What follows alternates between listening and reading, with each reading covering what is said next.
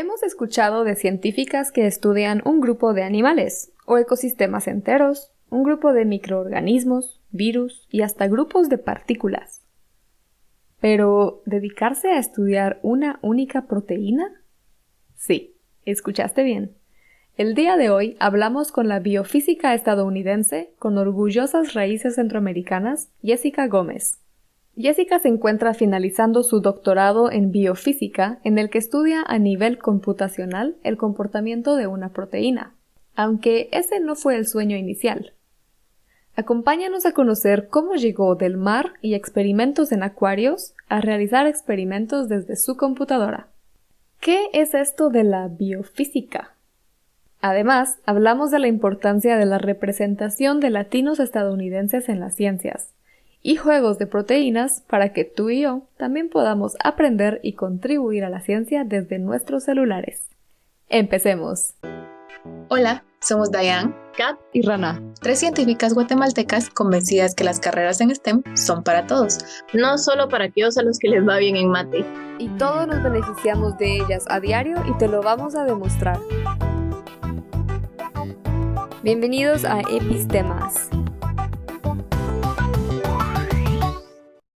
Qué alegre tenerte por aquí, Jessica. Primero, pues como todos nuestros episodios, nos gustaría empezar con una pregunta. Y esa pregunta es, ¿quién eres tú? ¿Quién es Jessica Gómez?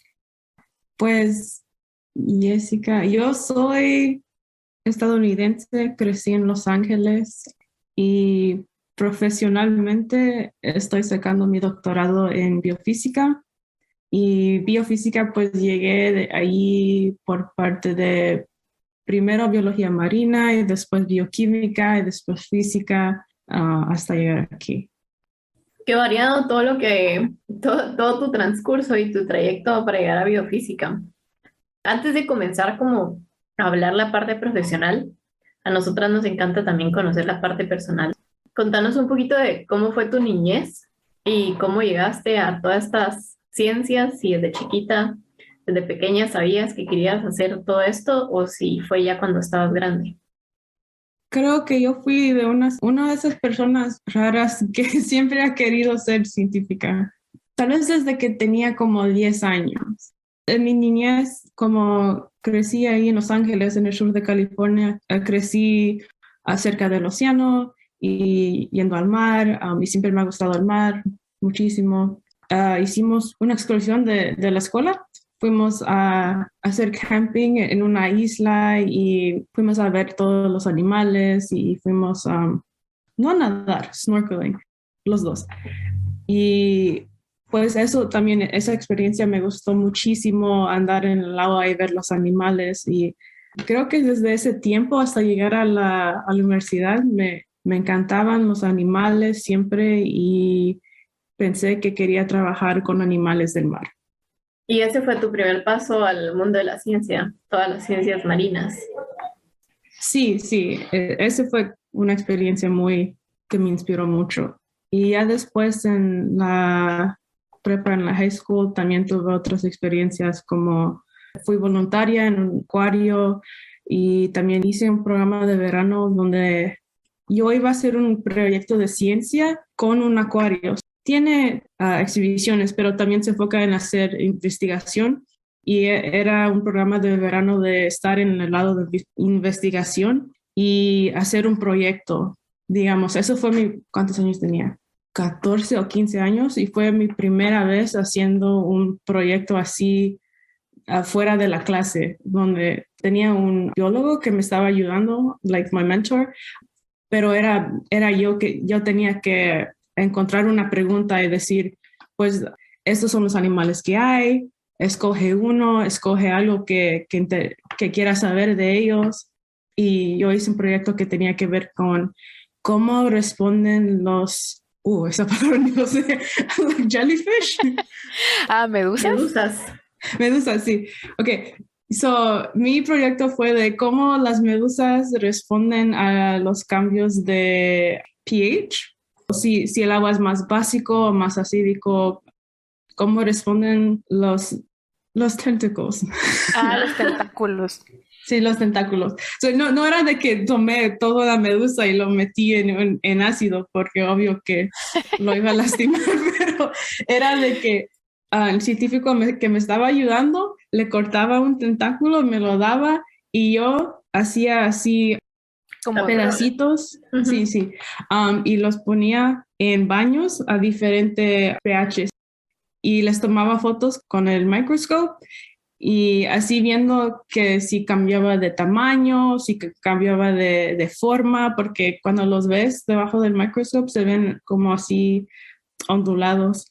Aunque tengo que decir que de ahí no salió nada, fue totalmente inconclusive, que es importante porque muchas veces eso pasa, pero Como Jessica nos cuenta, y pronto escucharás más en varias de sus experiencias, la ciencia no nos lleva siempre a una respuesta clara, mucho menos rápida, de nuestras curiosidades iniciales. A veces toma años o incluso décadas. Pero eso es parte de lo emocionante del proceso, y es que en la ciencia un experimento fallido también son resultados e información valiosa. Cada experimento fallido, cada retraso, cada cafecito mientras esperamos, nos lleva a conocer nuevas cosas que quizá no imaginábamos. esa fue mi primera experiencia haciendo investigación y eso me gustó muchísimo. Eso también me influyó mucho ya llegando a la universidad y pensando que pues tal vez quiero seguir haciendo eso. Bueno, pues aunque hubiera sido inconcluso, realmente para la edad que tenías fue una experiencia muy bonita que te enseñó todas las posibilidades que podrías tener al hacer investigación, ¿no? O sea, fue un muy bonito acercamiento a la investigación. Y entonces, sí estuviste como bien relacionada con la biología marina, o sea, con acuarios y experiencias de este tipo. ¿Cómo pasaste de eso? Porque también mencionaste un amor por o un gusto por la bioquímica y la física. Entonces, contanos cómo surgieron estos otros dos. Sí, cuando llegué a la U, iba a tomar curso de biología marina y hice un semestre. Ok, ese primer semestre se toman clases muy básicas, muy general, biología general, química general, física general, así. Y eso pues me gustaron y ya después de eso me puse a ver qué viene en este curso, qué más clases voy a tomar. Voy a tomar más clases así que me gustan porque aprendí bastantes cosas de biología y de química muy variadas. Y cuando me puse a ver cuál es el programa, entonces me di cuenta que pues es solo este año. Ya después de eso es puro clases de peces, clases del océano, clases de bacterias, de algas, cosas así. Y de repente se me hizo muy, muy pequeño, como muy restringido. Entonces me puse a pensar, pues yo creo que me gustaría más aprender algo más broad, algo General. más general, sí. Entonces ya después de ese primer semestre me cambié a bioquímica. Primer biólogo que se cambia a bioquímica. Victoria. No, sí, sí, lo pensé porque ahí he oído, no todo, casi todos los otros episodios. Entonces, sí, Generalmente yo es sí al me revés, cambié. ¿no? Ajá, generalmente es biología. Biokis que se van a biolo, química, tenemos, biología, primer biólogo que se mata a lo bioquímica. escucharon aquí primero, existen.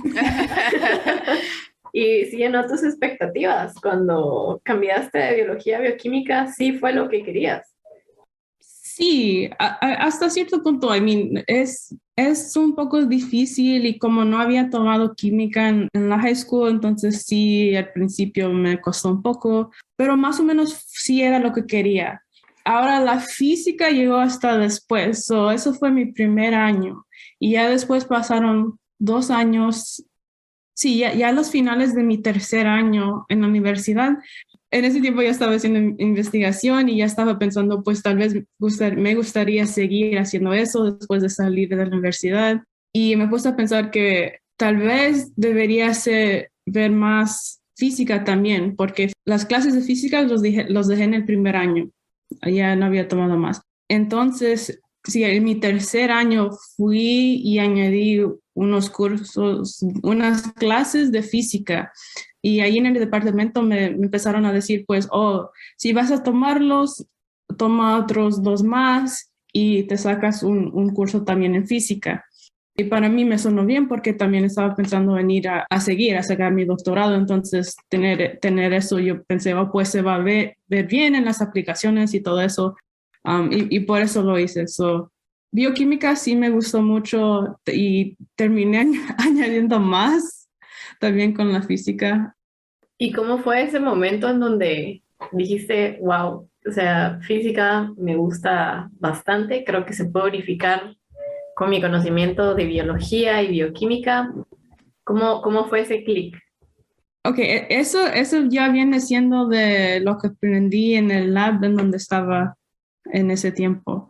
So, lo que hace el lab, para regresar, tiene varios nombres. Muchas veces se le dice química computacional, pero son las simulaciones moleculares. Y es una forma de, pues, hacer películas de moléculas individuales, que no es como que lo estás tomando debajo de un microscopio, sino que estás usando todo lo que sabemos, todas las ecuaciones de física, estás haciendo un modelo, pones la molécula que quieres ver en el modelo y saca una predicción, y esa predicción es una película de acuerdo de lo que sabemos, así debería actuar esta molécula. Entonces, a mí se me enseñó como, oh, esto es química computacional. Pero ya después que aprendí más de este campo y de qué hay aquí, entonces vine a saber que también se llama biofísica computacional. Yo no dije, oh, pues voy a estudiar biofísica. Yo cuando fui a aplicar para mi doctorado, yo apliqué a programas de química. Y hasta en la U donde estoy ahorita, donde trabajo ahorita, yo apliqué al programa de química. Allí me entrevistaron y cuando me llamaron a decir, oh, pues te aceptamos, me dijeron, pues te aceptamos, pero creemos de acuerdo que lo que quieres hacer suena más como biofísica y te vamos a meter en este programa. Y para mí, pues no me importó, pues me aceptaron, ok, yo voy. Pero sí, fue hasta que llegué aquí al doctorado que resulté haciendo biofísica. Que le pusiste el nombre de biofísica, porque realmente sí estás haciendo lo que querías hacer. Sí. Tenían totalmente toda la razón ellos. De cambiarte de programa. Bueno, y yo quisiera, antes de entrar un poquito más a que nos contés de la biofísica y de simulaciones computacionales, bueno, nos contaste que naciste en los Estados Unidos, pero tenés familia guatemalteca, ¿no? Tus papás son guatemaltecos. Y eso es algo de lo que he visto yo mucho en redes sociales, porque también cabe la pena mencionar que nos conocimos, nos contactamos por redes sociales, que tenés así como orgullosa centroamericana, de raíces centroamericanas, ¿no? Entonces siento que es una parte muy importante de quién sos tú, ¿no? Contanos un poquito de ese, like how you relate to that background. No sé cómo decir esto en español ahorita, se me cruza también los cables. Sí, de qué relación o cómo te ha definido a ti el tener raíces guatemaltecas y el tener raíces centroamericanas para poder, no sé, sentirte tanto orgullosa de esas raíces como también trabajar conforme a eso. Pues para mí, primero diría que pues la parte del orgullo de mis raíces sí es importante para mí porque ha influido bastante cómo yo crecí, cómo mis papás me enseñaron y todo eso, y eso influye obviamente mucho mi carácter y los valores que yo llevo. La otra parte que es un poco más complicada, pues se hace bastante complicada y es algo que hoy en día se habla más y más entre las personas que son ya los que se dicen primera generación, que puede ser que o inmigraron a otro país o son hijos de inmigrantes, que es esa parte de llegar a un lugar y ser, no es que seas como like outsider, pero es lo que se llama como tercera cultura, alguien que crece en medio de dos culturas, porque obviamente yo tengo bastante influencia de lo que he vivido aquí en los Estados Unidos. Es eso de ser un grupo pequeño, un grupo donde tus experiencias y tu estilo de vida no es lo pues no es lo normal hasta cierto punto. Entonces, en los Estados Unidos tiene, creo que ese significado adicional de decir, no es solo que, pues yo soy americana y yo soy científica, sino yo también hasta cierto punto represento algo que no es nomás, oh, I'm American. Es no solo también eso, sino que también viene la parte de que en este país, cuando yo llego a estos espacios de, digamos que yo trabajo en una universidad que ya es muy, tiene bastantes recursos, es una de las mejores en lo que hacemos. Cuando llegas a estos espacios, ya casi no se encuentra gente como tú. Digamos que yo digo, pues yo tengo, mis papás son de Guatemala, casi no se encuentra otra gente así. Entonces ya tiene ese nivel adicional de que, pues no solo orgullo por lo que me han enseñado mis papás o mi familia de mi cultura, pero sino de cierta manera ser representante de eso en estos espacios donde no hay otra gente así. Entonces es por eso que yo y tal vez otra gente siente la necesidad pues, de decirlo, para decir, pues, nosotros también estamos en estos espacios académicos científicos. La representación es importante y se ha observado que contribuye a la retención de estudiantes en STEM. ¿Por qué? Porque al vernos reflejados nos sentimos apoyados y acompañados por personas que tienen un trasfondo similar al nuestro o con quien compartimos ciertos aspectos culturales. Es motivación para seguir adelante y saber que sí se puede. Por eso es importante que vengas a contar tu historia en Epistemas. Sigamos.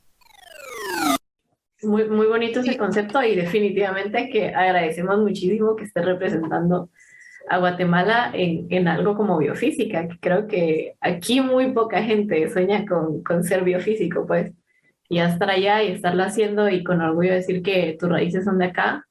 Y definitivamente la parte también de la representación, ¿no? O sea, de abrir puertas y que incluso más gente como tú se dé cuenta de que eso es también algo que se puede hacer, ¿no? O sea, yo también puedo formar parte de la academia, yo también puedo formar parte de la investigación y que la gente se identifique contigo y también se anime a seguir abriendo estas oportunidades, ¿no? En el mundo de STEM. Sí, porque también yo no sé cómo se ve desde afuera. Y es diferente, obviamente, ser estudiante viniendo de otro país a ser un estudiante que pues es de aquí, pero tal vez no se vea representado en la academia. Pues sí, yo creo que de los dos lados. No, y como tú dices, siento que también hay muchas personas en tu situación, ¿no? Que no, el poder sentirse identificados con algún tipo de cultura o algún tipo de persona. Entonces, no solo decirle a los latinoamericanos, miren si se puede, sino también al grupo de personas que tienen estas dos culturas, miren, podemos hacer lo que cualquiera de los dos grupos culturales hacen. O sea, podemos tanto estar trabajando en universidades americanas como podemos estar representando al país del cual son nuestros países. Siento que es también importante eso. Y ahora sí, tal vez ya pasando un poquito más a la parte profesional y a la parte de qué estás haciendo tú. Contanos un poquito sobre tu doctorado, de qué trata, qué es lo que tienes que hacer ahí. Ok, so mis proyectos son totalmente computacionales. Mis experimentos los hago todo en la computadora y la mayor parte son lo que mencioné antes, que son las simulaciones moleculares. Pero esa es la herramienta. Ahora, la pregunta tiene más que ver con en una célula o un organelo tienen su barrera, su red que los separa, que los define, que es la membrana. Y en esa membrana que está hecho de grasa, hay muchas cosas flotando ahí, que son proteínas más que todo. Eso es lo que yo estudio, proteínas que viven en las membranas de las células o de los organelos. Específicamente, estoy tratando de entender, hay un organelo que se llama mitocondria y también tiene su membrana. Ahora, la mitocondria lo que hace es que genera moléculas de energía y los saca al resto de la célula para que lo use. para que salgan esas energías o esas unidades de energía, tienen que pasar por la membrana. Para hacer eso pasan por una proteína específica, que es un tipo de lo que se llama ion channel. Ion channel o canales iónicos, iónicos, no irónicos. Pero bueno, canales iónicos son un tipo de proteína que se encuentran en la membrana celular, que básicamente son poros que permiten el paso de algunos elementos. Son como los porteros de las células. Y esa proteína es la que yo estudio. Entonces es súper importante porque sin esa proteína no funciona ese sistema de hacer energía y sacarlo y todo eso. Pero lo que yo estoy estudiando no es esa parte de sacar la energía o meter los materiales para hacerlo, sino otro grupo con que trabajamos juntos. Pero hemos visto que cuando el pH está más alto que un cierto punto, lo que vemos, más bajo que cierto punto, lo que vemos es que se empiezan a juntar todas esas proteínas. No solo hay uno flotando ahí, digamos que hay muchísimas copias de esta misma proteína. Y cuando el pH está bajo, que son condiciones acídicas, se empiezan a juntar. Lo que yo estoy tratando de ver es, primero, cómo es que se juntan. Digamos que tienen un punto de contacto, varios puntos, o forman otra cosa distinta. Y también queremos entender que por qué lo hace. En una célula, condiciones acídicas son un símbolo de estrés. Otra cosa que sabemos de esta proteína es que tiene algo que ver con un marcador que sale de este mitocondria, sale al resto de la célula, y cuando eso pasa, eso inicia el proceso de matar a la célula. Es un marcador muy importante. Y otra cosa que sabemos de la proteína que yo estudio es que esta proteína tiene algo que ver con que salga el marcador. No solo entrar y sacar las unidades de energía, sino también algún rollo en el proceso del inicio de matar a la célula. Lo que yo he estado tratando de hacer en mi proyecto es juntar estas ideas de las proteínas se empiezan a juntar todas en condiciones estresantes, en condiciones acídicas, con la idea de que esta proteína tiene algo que ver con sacar este marcador e iniciar el proceso de matar a la célula. ¿Y qué han encontrado hasta ahora? Si se puede compartir. Sí, pues hasta ahorita no es mi único proyecto. Sí, también he ayudado o he contribuido a otras cosas también, pero en este proyecto no hemos logrado resolver la pregunta. Es algo que, ¿cuántos años son? Ya casi 3 años con esta pregunta y todavía no. Más que todo lo que hemos visto es que el primer método que yo intenté usar no fue adecuado. Yo pensé, pues tal vez se puede hacer de esta manera y traté por mucho tiempo, pero no. Que es algo que pasa a veces, pero sí. Ahorita estoy tratando otros métodos para ver si aunque sea un poquito lo podemos resolver. ¿Y qué tan grande es la parte? O sea, siempre lo haces con modelos predictivos computacionales, pero imagino que también existe la parte experimental, ¿no? Contanos qué porcentaje de experimentación, qué porcentaje de programación hay en esto que haces. Sí, por mi parte es solo la parte computacional de simulaciones. El grupo con que trabajamos mucho, ellos hacen varios experimentos. Digamos que ahorita ellos están tratando de sacar estructuras de esto que les ha resultado muy, muy difícil por muchos años porque pues no quiere la proteína. Al fin, cuando llegamos, digamos, a compartir esto, o el último artículo que se publicó de esto, era pues casi mitad y mitad. Qué buenísimo y qué buenísimo que ya tenga publicaciones. Tal vez esta pregunta no va directo como que al trabajo que estás haciendo como tal, digamos técnicamente, pero ¿qué se sintió pasar de, no sé, tu experiencia en el campo, de estar haciendo snorkel, de estar en acuarios y demás, a literalmente estar trabajando en una computadora? ¿Cómo fue ese cambio? Pues primero no era algo que nunca había oído de eso hasta que empecé a trabajar en el lab donde estaba cuando estaba sacando mi bachillerato. Y pues ni la busqué, era algo que mandaron a decir en un email o pues hay puestos aquí si alguien se quiere apuntar. Y yo nomás porque pues yo soy alguien que me gusta la tecnología, que soy más o menos bien con esas cosas. Y yo dije, pues, oh, pues suena cool, voy a tratar. Y pues me gustó muchísimo. Entonces fue puro por accidente, pero sí me gustó mucho. También porque no soy muy buena con hacer experimentos así, como cuando tomaba clases siempre se me caían las cosas y eso. Entonces pensé, oh, pues también de esta manera se puede contribuir sin estar rompiendo todo. Um, Encontré en dónde ayudar, dijiste.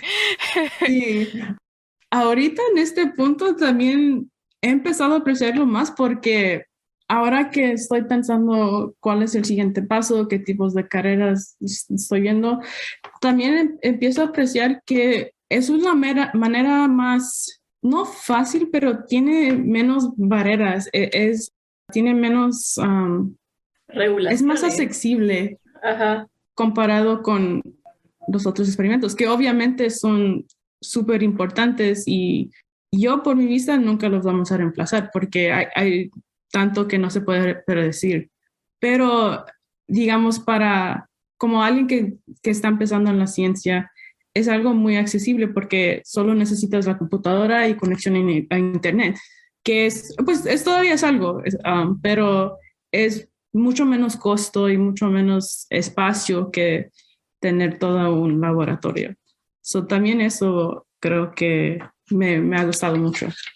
Fue difícil empezar a hacer modelos computacionales de proteínas. O sea, ¿cómo empezás?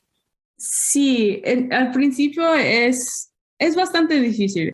En ese primer lab estuve casi 3 años y creo que el primer año en sí era nada más de aprender, de empezar a entender qué es lo que estamos haciendo o tratando de hacer. También mucho de eso era aprender coding. Programación. Sí, sí, programación. Nunca había hecho eso, entonces sí requiere un cambio de un poco de mentalidad, también aprender a hacer programación. Ahora, hacer las simulaciones directamente no es tan difícil, no es como que tienes que saber programar y hacerlo todo tú mismo. No, son programas, paquetes que ya vienen.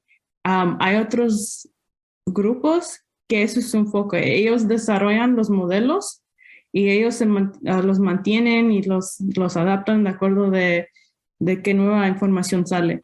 Y los tratan de lo más que se pueda hacerlos que reproduzcan lo que vemos en experimentos.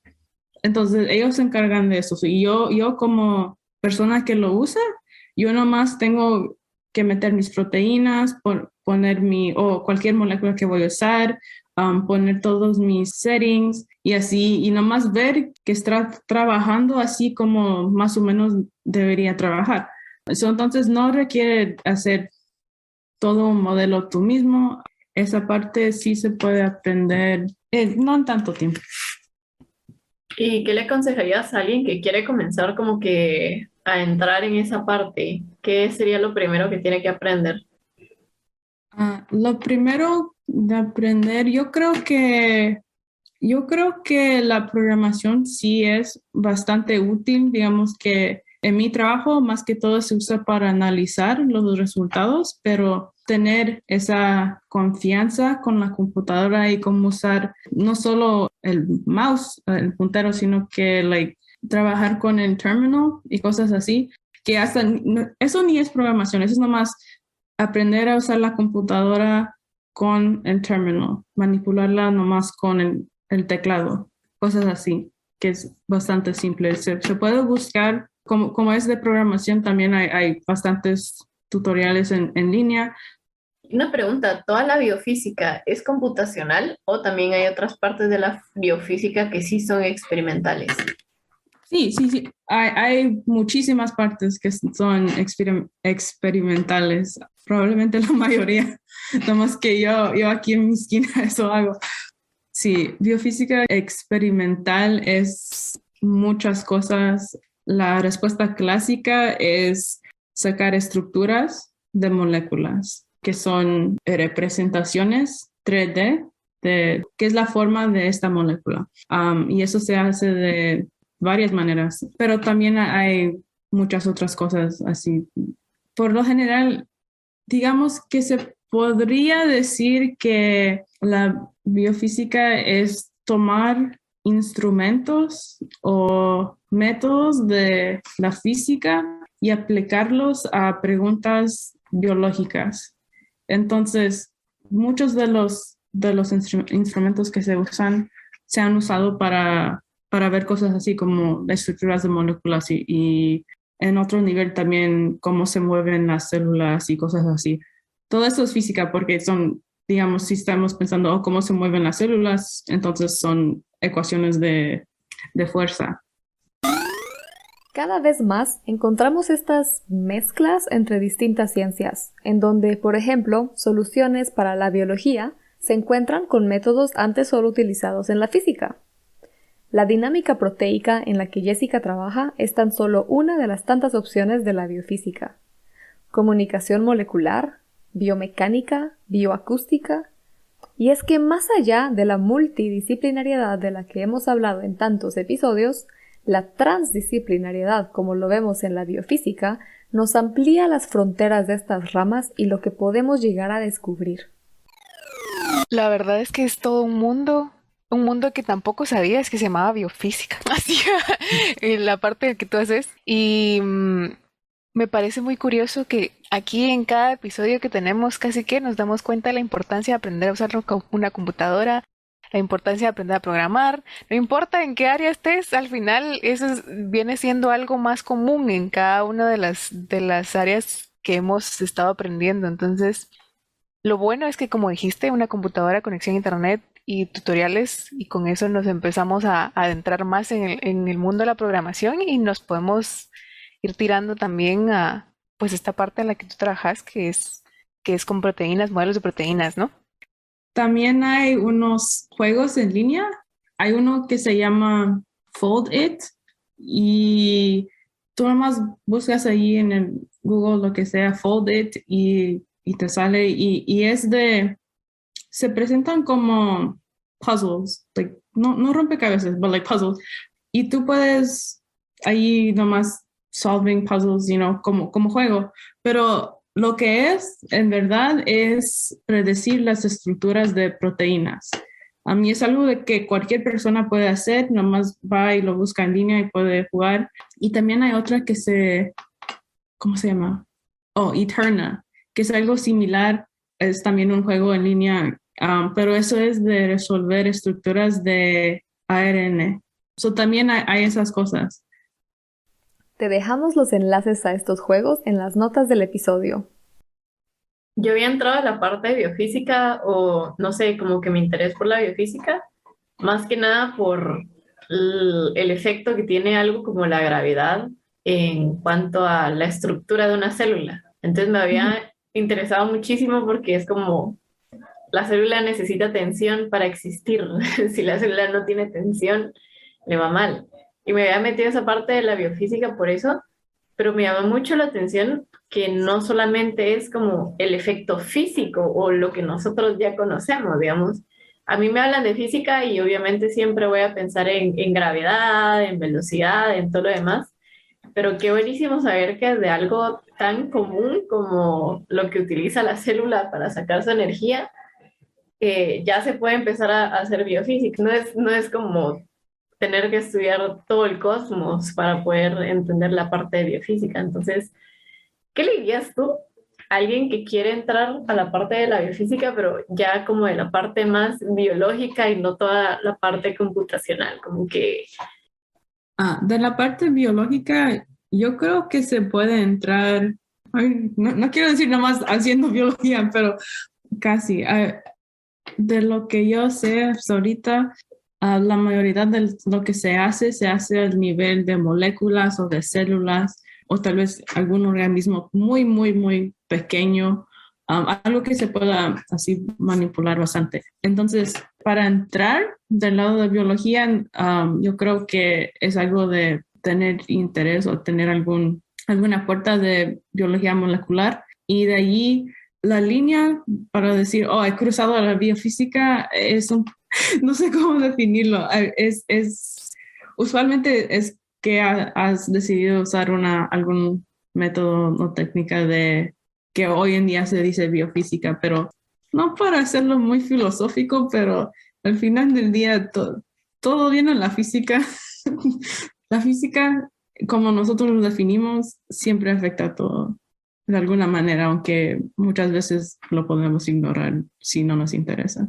Pero Siento que es como la bioquímica, ¿verdad? Porque al final la bioquímica sigue siendo biología, un poquito más específica, pero biología a fin de cuentas.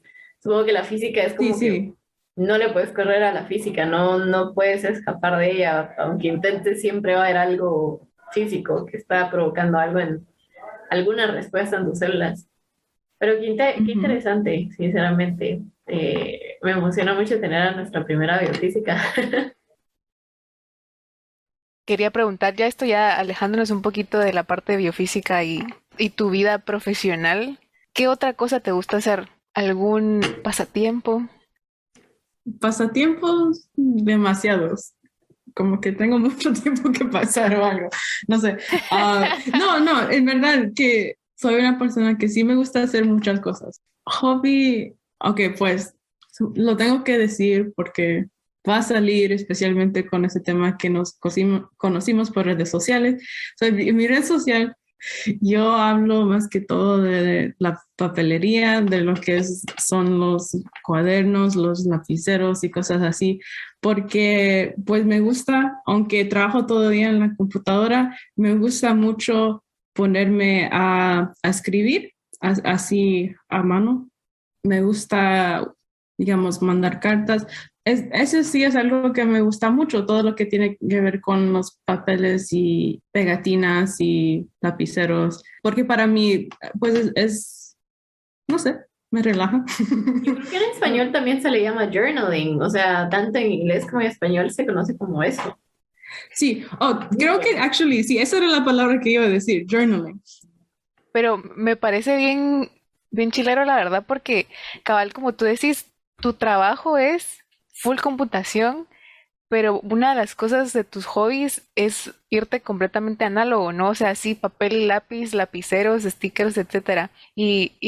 Personalmente a mí que también me gustan esas cosas, o sea, me encanta, me encanta que te guste Precioso. tanto.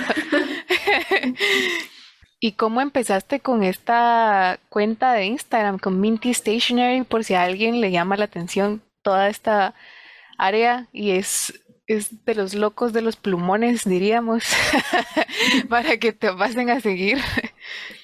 Sí, pues fue algo que en realidad lo descubrí en Instagram, porque es algo que siempre me ha gustado, pues, ¿no? Un poco, pero cuando me puse a buscar, yo vi que había una comunidad de gente que compartía, que hablaba, que daba recomendaciones, que pues se veía divertido. Yo decía, pues yo también quiero, yo aquí tengo mi cuaderno, los quiero enseñar. Entonces así empezó, pero también debería decir, por si alguien sí va a buscarme, que eso fue tal vez unos meses antes de que empecé mi doctorado. Y cuando lo empecé, pues en realidad toma bastante de mi vida hacer esto. Entonces también empecé a hablar de cosas de eso.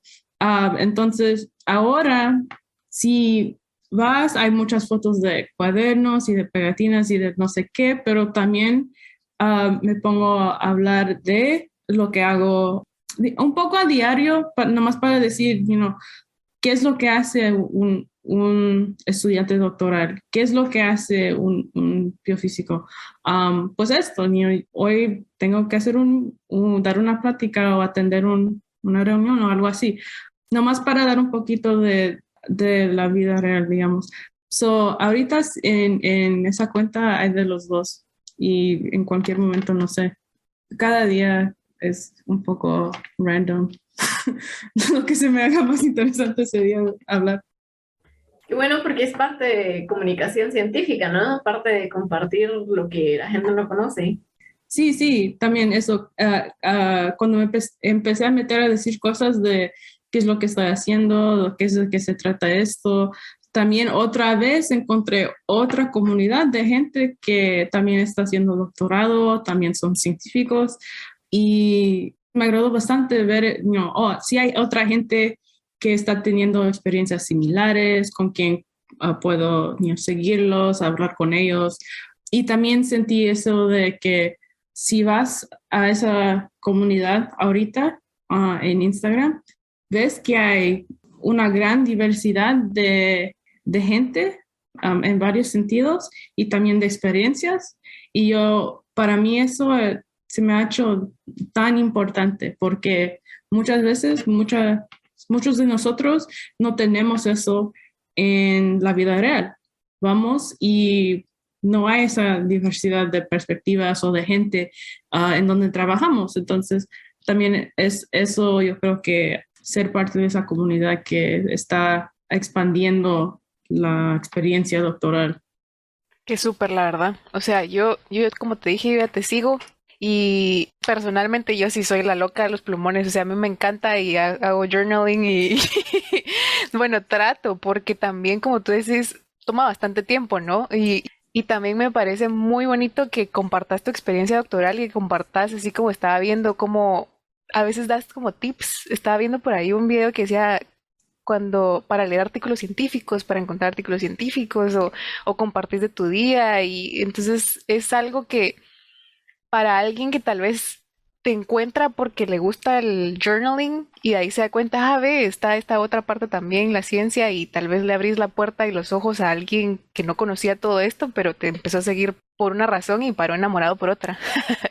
A ver, al final solo pregunta personal, ¿algún tip para organización aprovechando que estamos empezando el año?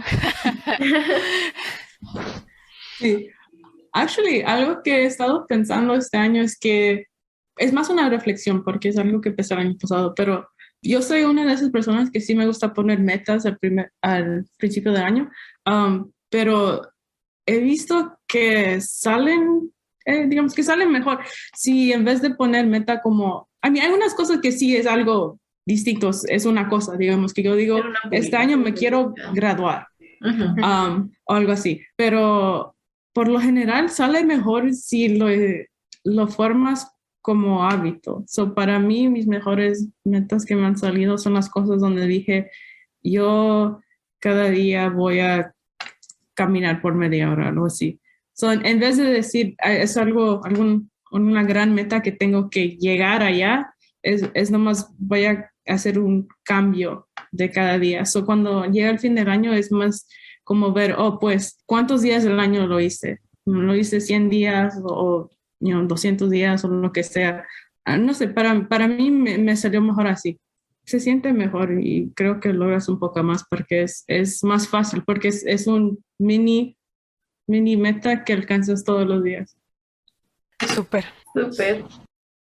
La verdad es que ya llegamos a la hora de entrevista. Entonces, para poder ir cerrando, como ya sabrás, tenemos un par de preguntas que nos gusta hacer al final de todos los episodios.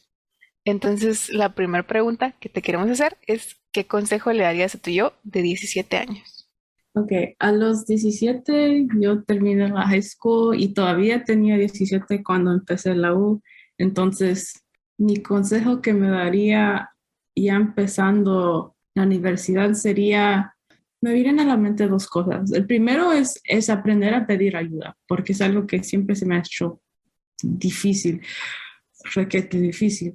Hasta ahorita que en estos últimos años he aprendido un poco a decir, pues, actually, me puedes ayudar.